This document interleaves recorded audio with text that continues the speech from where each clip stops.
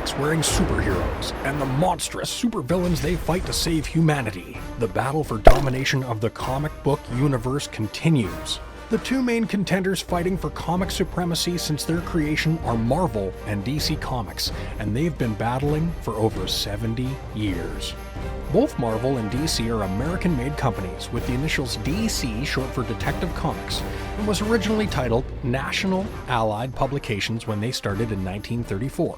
They weren't known as DC until 1977, and they own the rights and characters of the Justice League, including Superman, Wonder Woman, Batman, the Joker, and many others. Marvel comic books, originally called Timely Comics, created in 1939, was then called Atlas Magazine before changing the name to Marvel in the early 1960s. They would go on to create the Avengers, including the Hulk, Iron Man, Captain America, and Spider-Man, and today there are over 8,000 characters.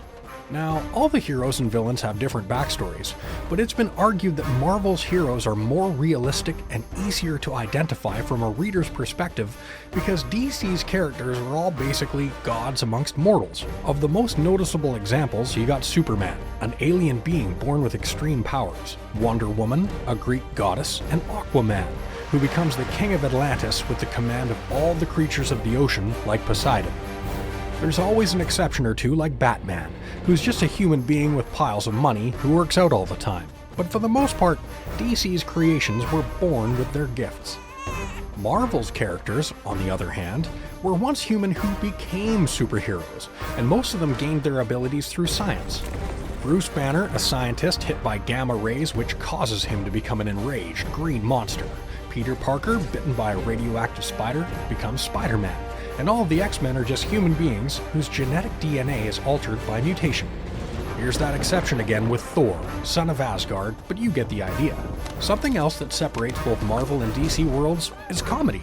In the Marvel movies, Guardians of the Galaxy, the Avengers, and Iron Man, there are a lot of funny moments which can be integral to the plot, including Star-Lord's dance steps used to save the universe. You aren't going to see a lot of humor in Christopher Nolan's Batman movies, and the DC universe is always darker, edgier, and much grittier than most of Stan Lee's characters. Because of these light moments, it can be said that Marvel movies are more acceptable for younger audiences or families who want to relax during their entertainment, instead of sitting on the edge of their chair and nervous due to a deadly serious or bleak plot device courtesy of Heath Ledger's Joker. The Marvel comic universe was bought by Disney in 2009 for $4 billion.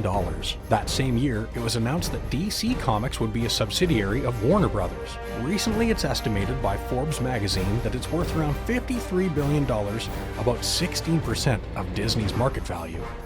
Also, it's estimated that Marvel controls up to 42% of the comic book market sales, and DC falls short at around 31%.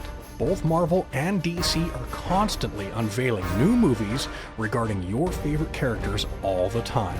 And with the huge financial box office dollars at stake, Caped Crusaders and their supervillain foes will be raking in your money on a screen or comic book for a long time. Excelsior!